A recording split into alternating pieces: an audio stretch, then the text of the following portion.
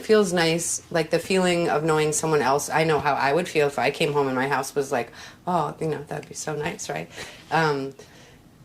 The feeling, there's someone coming home to their nice cleaning, and you get the feeling of like, taking something off, their plate and helping them out.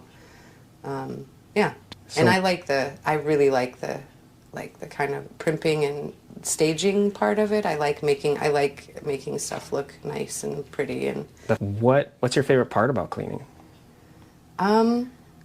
Sometimes the challenge of it, like if it's a challenging, whether it's like a time frame or the actual, dirt code of a home. Like sometimes it is a challenge of it, like looking at it going, oh, but then realizing like, no, I did that. I made that look that much better, got it to, feel that much better in entering a room, whatever. I know for me, I personally, like, I can't sit in a clutter-filled, like, kind of dirty room. It's not relaxing to me. So it's like, I don't know, I get to go from being, to like, oh, this is so nice and relaxed.